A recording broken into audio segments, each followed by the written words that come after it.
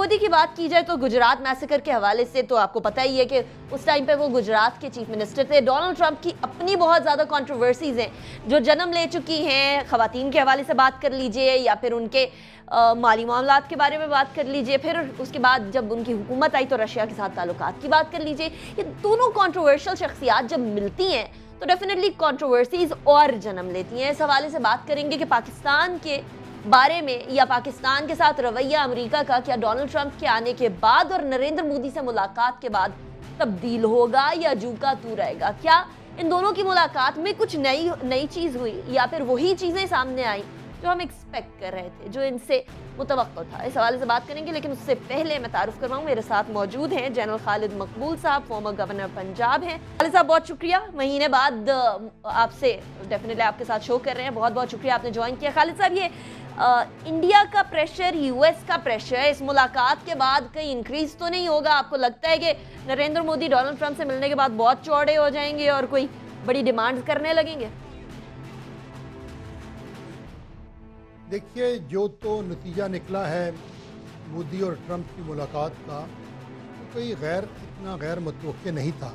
लेकिन मैं समझता हूँ चंद एक चीज़ें जो सदर ट्रंप ने इंडिया के बारे में कही हैं, उससे इंडिया को इस खित्ते में बहुत फोकियत और अहमियत मिल गई है। ट्रंप ने हिंदुस्तान के अफ़गानिस्तान के रोल के बारे में बात की, अपने साथ जो इतलात के बारे में बात की, नए हथियार देने की बात की, और सबसे ज़्यादा तशवीश की बात ये कि उन्होंने पाकिस्तान के ऊपर बड़ी तनकीद करते हुए पाकिस्तान पर जो इल्ज़ाम लगाया जाता है कि हमारी सरज़मीन से दहशतगर्दी होती है, उसके बारे में उन्होंने वो तमाम कलमात कहे जो हकीकत पे मबनी नहीं है। ये सब कैसे हुआ? जैसे आपने कहा कि ये एक कोई हमारी, कई लोग कहते हैं कि हमारी फ़ॉरेन पॉलिसी की नाकामी है, हमारी एम्बेसी ने काम नहीं किया। ये बात यूँ नहीं है। दुनिया में एक नया अब नक्शा सामने उभर कर आ रहा है। इसमें एक तरफ अमेरिका है, उसके साथ हिंदुस्तान, जापान, इजराइल है, और दूसरी तरफ आहिस्ता आहिस्ता एक इक़्तिसादी ब्लॉक बन रहा है। चाइना, पाकिस्तान, कल को ईरान शामिल होगा, सेंट्रल एशियन स्टेट और रशिया। ये वो बड़ी एक ख़ित्ते में चेंज आ रही है जिसको अमेरिका रोकना चाहता है, जिसको हिंदुस्तान रोकना चाहता है, और वो समझते हैं कि इस चीज़ को रोकने के लिए पाकिस्तान एक पिवट या पाकिस्तान की एक बड़ी मरकज़ी हैसियत है। ये वो बड़ी वजह है जिसकी वजह से हिंदुस्तान को हम पे फोकियत दी गई।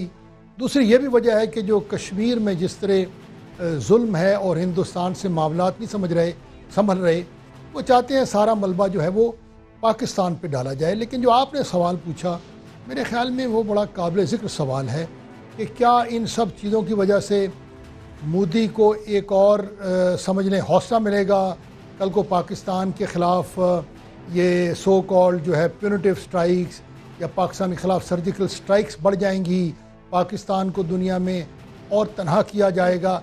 ये तमाम मुमकिनात हैं जिसके ऊपर मेरे ख्याल हम जैसे आगे बढ़ते हैं तो इसके ऊपर बातचीत हो सकती है।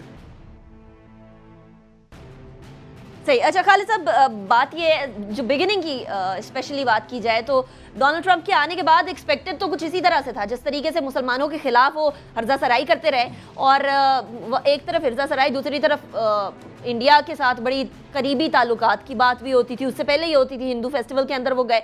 हिंदू फेस्टिवल पे जाने से हमें कोई मसला नहीं, इंडिया के साथ ताल्लुकात से की बढ़ोतरी पे भी हमें कोई मसला नहीं, लेकिन मसला तो तब वहाँ आता है जबकि पाकिस्तान को अंडरमाइन किया जाए वॉर एंड टेररिज्म के हवाले से। पाकिस्तान दहशतगर्दी के खिलाफ सबसे ज़्यादा लड़ रहा है, सबसे ज़्यादा सफ़र भी कर रहा है। अगर इस बात को एक्नॉलेज ना किया गया तो पाकिस्तान और अमेरिका के ताल्लुकात में दरारें नहीं बढ़ जाएंगी? आपने दुरुस्त कहा कि इस खित्ते में टेररिज्म के ख़िलाफ़ और अमेरिका की आलमी सतह पर सन 52-56 से सीटो सेंटो, बाद में चाइना का जब मसला होता है, अफ़गानिस्तान की लड़ाई, पाकिस्तान से ज़्यादा किसी मुल्क ने अमेरिका का साथ नहीं दिया और पाकिस्तान से ज़्यादा किसी मुल्क ने उसमें नुकसान नहीं उठाया। आज जितनी दहशतगर्दी पाकिस्तान में हो रही है, ये वो खमियाजा है जो अफ़गानिस्तान की लड़ाई का हम आज भुगत रहे हैं, इसमें तो कोई शक नहीं। मुमकिन है अपने अपने कार्ड्स ठीक नहीं खेले, मुमकिन है हमने, जिसे अंग्रेज़ी में कहते हैं, हमने बारगेन अच्छा नहीं किया, लेकिन कोई ऐसी बात नहीं है। देखिए, पाकिस्तान का अभी भी खित्ते में एक रोल है और हिंदुस्तान ने जो पिछले दिनों कोशिश की है, उनकी आर्मी चीफ का कल परसों बयान आया था कि हिंदुस्तान को सर्जिकल स्ट्राइक की ज़रूरत नहीं है, हम पाकिस्तान के साथ और तरीक़ों से निपट सकेंगे। और अजीत डोवल ने कहा, बड़े पहले बताया है, तो पाकिस्तान के ख़िलाफ़ जो सबवर्शन, पाकिस्तान में जो फ़िरका वारियत को हवा दी जा रही है, पाकिस्तान को तनहा करने की कोशिश की जा रही है, अल्हम्दुलिल्लाह पिछले 5 सालों में जो ये हिंदुस्तान की कोशिश हुई है वो अफवाज पाकिस्तान की कुर्बानियों की वजह से, अवाम की हिम्मत की वजह से आज हम हिंदुस्तान से बिल्कुल दबे हुए नहीं हैं। आज हमने साबित कर दिया है कि हम हर महाज पर हिंदुस्तान के दबाव का मुकाबला कर सकते हैं। क्योंकि मैं समझता हूँ, मैं देख रहा था आज ही जो हुकूमत की बयानात हैं मोदी और ट्रंप की मुलाकात के बाद, वो इतने क्या, मैं जुर्रत वाला लफ्ज़ तो नहीं करूँगा, इतने दबंग नहीं है जितने होना चाहिए था। हमें कहना चाहिए था दुनिया को कि जनाब अगर आप ऐसे करेंगे तो हमारी तरफ से भी ताउन जो है वो कम हो जाएगा, और अगर आप ऐसे करेंगे तो इस खित्ते में कशीदगी बढ़ेगी। कशीदगी बढ़ेगी तो ये कशीदगी न्यूक्लियर कशीदगी तक जा सकती है। हम पे दबाव आएगा, हम पे टेररिज्म हमारे ख़िलाफ़ किया जाएगा, हमें फ़िरका वारियत बढ़ाई जाएगी। तो देखिए हिंदुस्तान में अभी मैं ख़बरें पढ़ रहा था कि अब जो आईसिस है खुरासान में, उन्होंने नाम लिया है कि जनाब हिंदुस्तान जो है वो हमारा सबसे बड़ा दुश्मन बन के उभर रहा है।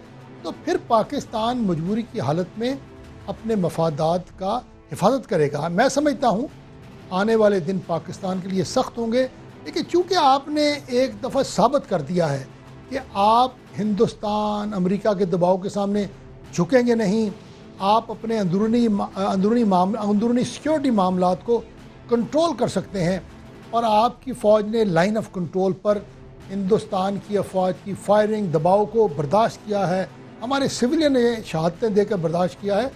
अल्हम्दुलिल्लाह ना आज पाकिस्तान तनहा है, ना पाकिस्तान कमज़ोर गिरा हुआ महसूस कर रहा है, लेकिन कशीदगी किसी के लिए भी अच्छी नहीं है। हिंदुस्तान को भी समझना चाहिए, अमेरिका को भी समझना चाहिए। और देखिए एक और बड़ी इंटरेस्टिंग बात है, जैसे 65 की लड़ाई में हुआ था, मैं नहीं कहता बिल्कुल उसके मुताबिक है, चाइना ने एतराज़ किया कि जनाब हिंदुस्तान सिक्किम के बॉर्डर पर मदाखलत कर रहा है।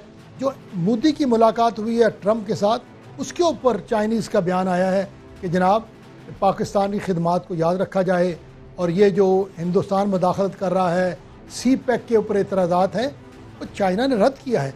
तो देखिए ये कहीं ऐसा ना हो कि इस खित्ते में एक नई जो है वो सीपेक के एतराज़ात के ऊपर भी जरा बात कर लेते हैं, स्पेशली अगर वो, ठीक, आप अफगानिस्तान की बात कर रहे थे कि अफगानिस्तान के अंदर या खुरासान की बात कर रहे थे कि वहाँ भी इंडिया की मुदाखलत की बात की जाती है। तो वो मदर ऑफ वॉल बॉम्ब जब गिरा था उसके अंदर हिंदुस्तानियों की मौत इस बात की गवाही देती है, इस बात का सबूत है कि इंडिया डेफिनेटली इन्वॉल्व है इस तरह की कार्रवाइयों के अंदर। कुलभूषण यादव को देख लीजिए, वो शख्स खुद कह रहा है कि मैंने इस तरह की एक्टिविटीज़ की जिसकी वजह से पाकिस्तान के अंदर टेररिस्ट एक्टिविटीज़ हो। तो बट डेफिनेटली एक लिंक तो बनता ही बनता है। लेकिन क्या आपको ये लग रहा है कि दोबारा से दुनिया उन्हीं दोनों ब्लॉक्स में जा रही है जो पहले रशिया और अमेरिका का ब्लॉक्स थे, जिस टाइम पर हम लोगों ने अमेरिका का साथ दिया था, और अब की बार हम लोगों का टेल चाइना और रशिया की तरफ बढ़ता हुआ नजर आ रहा है? क्या हमें उस ब्लॉक से फायदा नहीं हुआ तो इस ब्लॉक से फायदा होगा, या हमें दोनों तरफ ताल्लुकात को बैलेंस रखना चाहिए? देखिए आपने ठीक इशारा किया। दुनिया समझती है कि एक नया किस्म का महाज खड़ा हो रहा है, जिसमें एक तरफ चीन, रशिया, सेंट्रल एशियन स्टेट, हम भी शामिल होंगे, क्योंकि चीन कहता है कि ये सिर्फ एक इक़्तिसादी सेटिंग है, और दूसरी तरफ जैसे मैंने कहा इंडिया, इजराइल, जापान, यूएसए शामिल है। पाकिस्तान बिल्कुल नहीं चाहता हम ब्लॉक्स की जंग में जो है वो दोबारा गिरफ़्तार हों। लेकिन हकीकत ये है कि हिंदुस्तान के अंदर बड़े मसाइल हैं। हिंदुस्तान ने अफ़गानिस्तान से हमारे ख़िलाफ़ बड़ी ज़्यादा और दूसरे मुल्कों के इस्तेमाल करते हुए मदाखलत किया। मैं अपने एक दोस्त से बात कर रहा था जो बलूचिस्तान से आए थे, उन्होंने कहा जी कुलभूषण यादव ने जितने लोगों के नाम बताए थे हमने उनको पकड़ा, वो सब लोगों ने इकरार किया कि उन्हें हिंदुस्तान से मदद मिल रही थी। मैं जिक्र कर रहा था कि हिंदुस्तान को नहीं भूलना चाहिए कि इस खित्ते में जब दहशत गर्दी फैलेगी, कश्मीर में जुल्म होगा, तो फिर ये अलकायदा और आईसिस को यहाँ जगह मिलेगी। और हिंदुस्तान में आईसिस के कदमों के बड़े गहरे निशानात हैं। सदरन इंडिया में बहुत सारे ऐसे नौजवान हैं जो आईसिस के साथ मुंसलिक हैं। हिंदुस्तान से लोग आईसिस के साथ सीरिया गए हैं। तो देखिए अगर ये इस तरह हालात बिगड़ेंगे, पाकिस्तान को मजबूर किया जाएगा, तो पाकिस्तान अपने दिफा के लिए हर वो चीज़ सोचेगा जिससे हम हिंदुस्तान की मुदाखलत का जवाब दे सकें। हमने अभी तक सिर्फ कश्मीरियों की अखलाकी मदद की है। हमने बहुत दिलेरी से कहा है कि हम अपने अपने इलाके से नॉन स्टेट एक्टर्स को दूसरे मुल्कों के ख़िलाफ़ कार्रवाइयाँ नहीं करने देंगे। आज पाकिस्तान में अल्हम्दुलिल्लाह दहशत गर्दी की कमर हमने तोड़ दी है, लेकिन अब सारी दहशत गर्दी बाहर से हो रही है। इक्के दुक्के लोग आते हैं, एक सुसाइडल बॉम्बर आ गया, पारा चनार में कोई आ गया, कराची में जैसे दहशत गर्दी हुई, कोयटा में भी ये लोग आते हैं। क्योंकि बॉर्डर अभी तक अफ़गानिस्तान का हमारा वो पूरी तरह उसकी बॉर्डर मैनेजमेंट सख्त नहीं है, क्योंकि आज आर्मी चीफ ने बयान दिया है कि हम इस बॉर्डर मैनेजमेंट को बेहतर करेंगे। तो हमने अपने मुल्क से बड़े बड़े सेक्टर, बड़ी बड़ी ताकत दहशत गर्दी ख़त्म कर दी है। अब सारी दहशत गर्दी बाहर से हो रही है। सही। पाकिस्तान चाहता है कि ऐसा ना हो। हम हिंदुस्तान के साथ मिलकर अमन के रास्ते पर जा सकते हैं। पाकिस्तान ने कहा है कि आपकी सी पैक पर शमूलियत हो सकती है। जो कश्मीरी लीडर कह रहे हैं कि कश्मीर को सी पैक के साथ जोड़ें ताकि पुराने सिल्क रूट के साथ कश्मीर का इल्हाक हो। तो हिंदुस्तान आज मैं हिंदुस्तान का अखबार पढ़ा था, राजा मोहन ने लिखा हुआ था कि ईस्ट ऑफ सवेज पहले इंग्लिस्तान कंट्रोल करता था, अभी हिंदुस्तान को चाहिए वो कंट्रोल करे। तो ये जो सुपर पावर बनने के ख्वाब हैं हिंदुस्तान के, पाकिस्तान की कीमत पर, पाकिस्तान के दबाव की कीमत पर, मैं समझता हूँ पाकिस्तान इस सूरत हाल को कभी कबूल नहीं करेगा।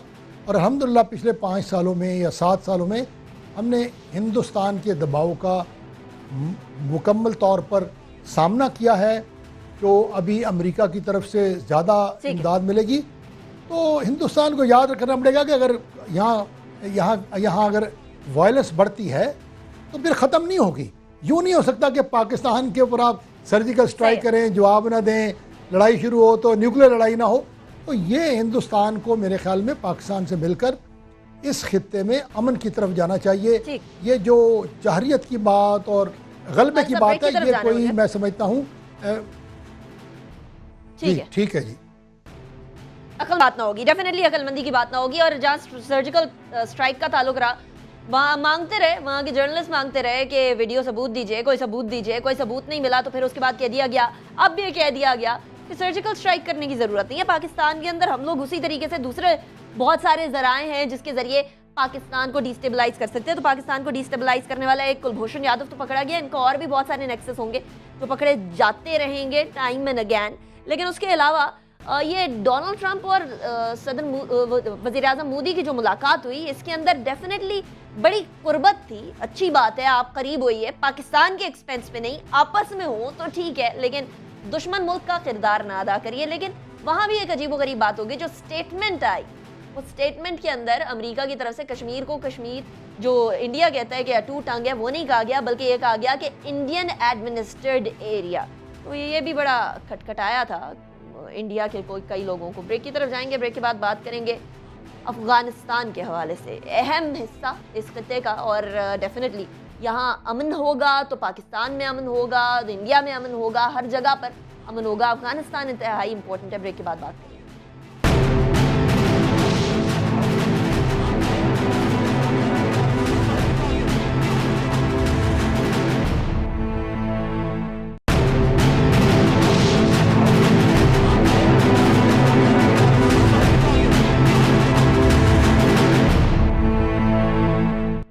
Welcome back after break. नाज़रीन, ब्रेक पे जाने से पहले आपको बताया अफगानिस्तान के हवाले से बात करेंगे। अगर इस रीजन में लॉन्ग लास्टिंग पीस चाहिए तो फिर सबसे पहले अफगानिस्तान के हालात को बेहतर बनाना होगा, तब जाकर उसके आगे ट्रिकल डाउन इफेक्ट आएगा और बाकी इलाकों के अंदर हालात बेहतर होंगे, बाकी ममालिक में हालात बेहतर होंगे। स्पेशली पाकिस्तान की बात की जाए तो अफगानिस्तान का अमन पाकिस्तान के लिए इंतहाई अहमियत का हामिल है। ऐसे में यूएस का ये डिसीजन सामने आना कि और फौजें अफगानिस्तान में भेजी जाएंगी, यानी और बूथ्स ऑन ग्राउंड होंगे। इससे पहले ये कहा जा रहा था कि फौजों को वापस लेकर आया जाएगा, अब रिवर्सल का प्रोसेस स्टार्ट हो गया ओबामा साहब के दौर में, और अब डोनाल्ड ट्रंप साहब आते हैं तो और फौजें भेजने की बात हो रही होती है। तो आखिर अफगानिस्तान में होने क्या जा रहा है? खालिद साहब, ये एक तो और फौजें भेजना ये अफगानिस्तान के लिए बेहतर होगा क्या? इतने सालों जो फौजें वहाँ रही हैं, उन्होंने क्या कर लिया ऐसा जिसके बारे में कहा जा सके कि अफगानिस्तान में अमन बहाल हो गया है? या क्या ऐसी ट्रेनिंग दे दी अफगानिस्तान के अपने फौज को कि वो वाकई में वहाँ के हालात संभाल सके? हम लोगों ने देखा तालिबान ने बहुत सारे इलाकों पर कब्जा भी किया। आपने बिल्कुल दुरुस्त कहा कि अमेरिका ने यहाँ पर और पूरी दुनिया के साथ मिलकर लाखों की तादाद में फ़ौज भेजी और फिर उन्होंने फ़ैसला किया यहाँ से फ़ौजें निकाली जाएं। लेकिन आखिरी दिनों में क्योंकि इलेक्शन नए हो गए तो सदर ओबामा को एहसास था कि अफ़गानिस्तान बिल्कुल गिर ना जाए, तो फ़ौजें निकालने का अमल कुछ उन्होंने वक्ती तौर पर रोका। अब कहा यह जा रहा है कि सदर ट्रंप हर मामले पर पेंटागन को एक खुली छूट दे रहे हैं। सीरिया में बमबारी हो, अफ़गानिस्तान में बमबारी हो या कहीं और फ़ौज कशी हो, सदर ट्रंप चाहते हैं कि पेंटागन को खुली छूट दी जाए। और ये उसी की सोच है कि अब पेंटागन जो है वो चाहता है कि नेटो के साथ मिलकर अफ़गानिस्तान में 5 या 8 हज़ार फ़ौजी जो हैं वो और लाए जाएं और उनको लाकर अफ़गानिस्तान के ख़ास तौर बड़े बड़े शहरों को जो है महफूज किया जाए और फिर शायद इस तरह तालिबान के साथ अमन मुमकिन हो। ये बुनियादी कमज़ोरी इस फ़लसफ़े में ये है कि अगर इतनी बड़ी क़ुव्वत के साथ तालिबान नहीं संभले तो 5 या 7 हज़ार फ़ौजी और क्या करेंगे। देखिए, याद रखिए कि जो अफ़गानिस्तान में फ़ौज कशी हुई उसमें बुनियादी गलतियाँ हुई। बुनियादी गलतियाँ ये हुई, पख्तूनों को हिस्सा नहीं दिया गया, देही आबादी के मफाद को सामने नहीं रखा गया और अफ़गानिस्तान में एक ऐसा सिक्योरिटी इकॉनमी के मॉडल को सामने लाया गया जो अफ़गानिस्तान के साथ मुताबिक नहीं रखता था, क्योंकि बुनियाद गलत थी। अब इसमें 5 हज़ार और फ़ौजी डालेंगे, इसमें कोई बेहतरी नहीं आएगी। बहुत सारे लोग ये कह रहे हैं और जिसमें अमेरिकन राइटर्स शामिल हैं कि तालिबान की जो जद्दोजहद है दरअसल अब एक मिलिटेंसी से हटकर ये एक आज़ादी की जद्दोजहद है और आप इसको इस नज़रिए के साथ देखिए अमेरिका अगर और फ़ौजें भेजता है और तालिबान के साथ मुज़ाकरात पर ज़ोर नहीं देता, बजाय इसके पाकिस्तान को धमकी दी जाती है, कहा जाता है पाकिस्तान पर ड्रोन हमले और होंगे, हमारी इमदाद रोक दी जाएगी, मुमकिन है पाकिस्तान को कहा जाए कि हम जनाब अगर आपने इमदाद ना दी, हमारी मदद ना की, हम आपको स्टेट स्पॉन्सरिंग टेररिज्म का नाम दे देंगे। ये सारी कार्रवाइयाँ करने के बावजूद अब सब एनालिस्ट ये कर रहे हैं, इसमें अमेरिकन लिखारी शामिल हैं, ये पॉलिसी फेल होगी। अब सिर्फ एक ही पॉलिसी चल सकती है कि तमाम इस रीजन के मुल्कों को शामिल करके तालिबान के साथ एक मुज़ाकरात के ज़रिए अमन का हल ढूंढा जाए। और जिसकी तरफ देखिए अमेरिका नहीं जा रहा, चीन उस तरफ पहले जा रहा है, रशिया शामिल है।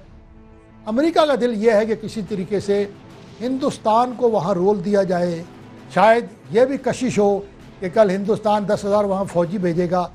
ऐसी तमाम जो तजावीज़ हैं उससे अफ़गानिस्तान में अमन कायम नहीं होगा। ये वहाँ पर रिबेलियन या मिलिटेंसी बढ़ेगी, हमारा नुकसान होगा, क्योंकि पाकिस्तान 1980 के बाद अफ़गानिस्तान के मामलात की जो कॉन्सिक्वेंसेस हैं उनसे निपट रहा है, हमारा अमन उससे ख़राब होता है। पाकिस्तान सबसे ज़्यादा अफ़गानिस्तान में अमन का हामी है, लेकिन उसके लिए एक नई सोच की ज़रूरत है। पाकिस्तान अपना किरदार अदा करने को तैयार है। हम पर सिर्फ बार बार यही इल्ज़ाम है, आप हक़ानियों को सपोर्ट कर रहे हैं, कोयटा में लोग बैठे हुए हैं। अमेरिका ये चाहता है कि पाकिस्तान ने जिस तरह मुल्क के अंदर दहशतगर्दी को ख़त्म किया है, उस दहशतगर्दियों के ख़िलाफ़ जो हम पे हमला कर रहे थे, अब हम अपने टैंक लेकर अफ़गान महाजरीन पे चढ़ बैठें, कभी पेशीन पे कैंप पे हमला कर दें,